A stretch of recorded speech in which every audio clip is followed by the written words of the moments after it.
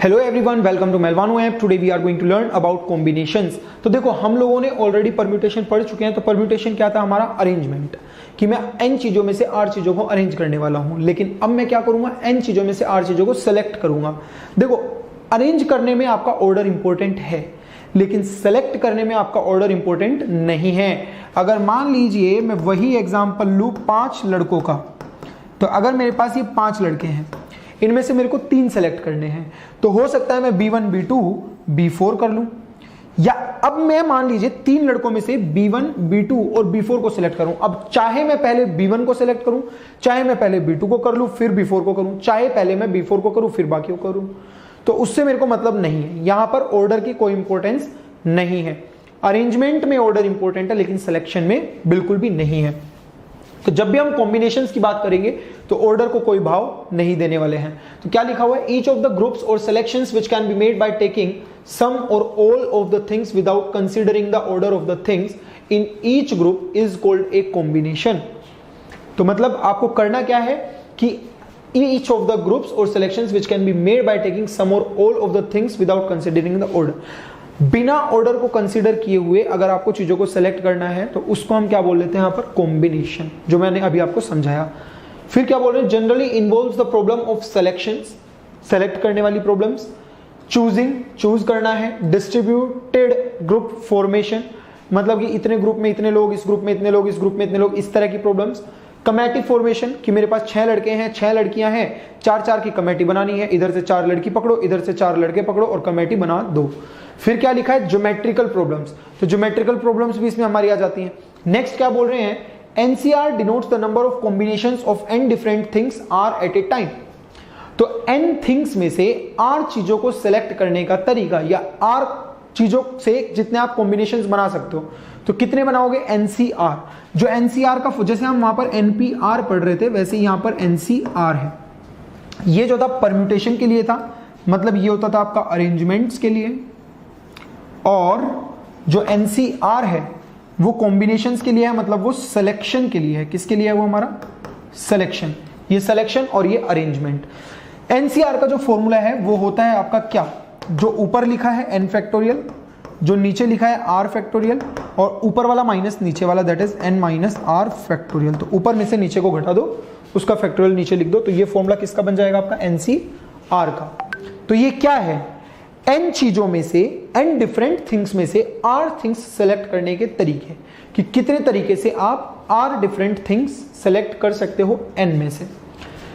यहां पर यह इंपॉर्टेंट है कि जो आपका r है वो ग्रेटर देन इक्वल टू 0 हो और less than equal to n हो। दूसरी बात, r जो है वो केवल इंटीजर ही हो सकता है। इस कंडीशन के साथ साथ r क्या हो सकता है? केवल इंटीजर। या हम यूं बोल दें कि r जो है वो केवल होल नंबर्स हो सकता है, लेकिन r की वैल्यू हमेशा n या n से छोटी होनी चाहिए, कभी भी n से बड़ी नहीं। अब कभी ऐसा बोलोगे कि 5 में से 10 बॉल सेलेक्ट कर लो, कर पाओगे? जीवन में कभी नहीं कर पाओगे। तो 5 में से 10 बॉल सेलेक्ट करने के कितने तरीके हैं? 0 तरीके। तो कभी भी इस r की वैल्यू n से बड़ी हो जाए तो हमेशा क्या बोल देंगे? 0। कभी ऐसा सुना है कि 5 में से -6 बॉल सेलेक्ट कर लो, कर पाओगे? -6 कभी नहीं कर पाओगे, जीवन में थक जाओगे। पर कभी 5 में से -6 बॉल तो कभी नहीं सेलेक्ट कर पाओगे।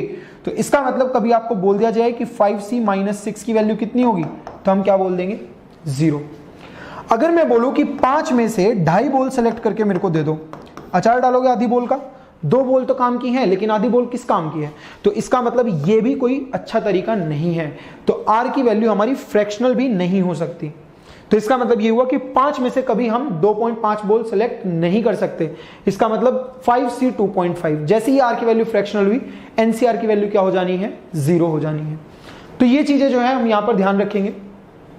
नेक्स्ट बोला जा रहा है कि NCR को आप कैसे डिनोट कर सकते हो? NCR को कभी कभी ऊपर ऐसे, ये ब्रैकेट होगा, ऊपर n लिखा होगा, नीचे r लिखा होगा, ऐसे भी रिप्रेजेंट किया जाता है, या फिर ऐसे भी रिप्रेजेंट करते हैं। जैसे हमने p ब्रैकेट n r लिखा था, वैसे यहां पर c ब्रैकेट n r लिख सकते हैं। नेक्स्ट बोला जा रहा है कि NPR जो होगा, देखो हमने अभी क्या पढ़ा? थोड़ी देर पहले अभी पढ़ा है NCR, हमने पढ़ा है। NPR हम लोग लास्ट लेक्चर में पढ़ चुके हैं। क्या है? n factorial upon n minus r factorial.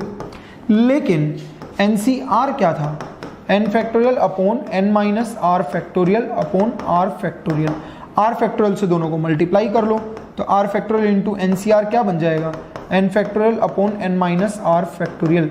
ये हुआ हमारा ये, इसकी और इसकी दोनों साइड्स इक्वल है, तो इससे मैंने एक रिजल्ट कंक्लूड कर लिया कि एन पी आर जो होगा वो होगा R factorial into N C R.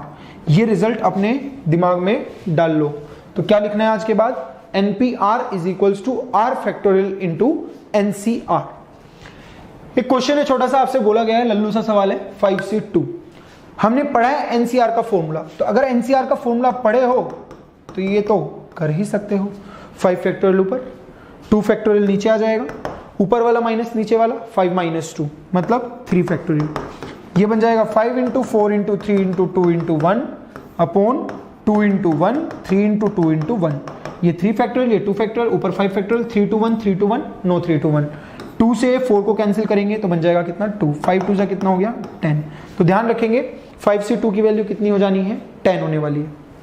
एक प्रॉपर्टी मैं आपको यहां पर बताता हूं, इसको नोट कर लेंगे कि NCR जो है वो NC n माइनस आर के इक्वल होता है। हालांकि हम ये चीज बायनोमियल में पढ़ चुके हैं, लेकिन फिर भी NCR जो है वो NC n माइनस आर के इक्वल होगा।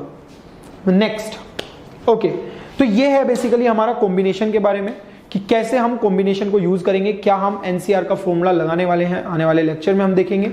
So this is all about the basic idea of combination. Rest we'll be discussing in the upcoming lecture. So I hope you did follow this lecture. See you in the next one. Thank you.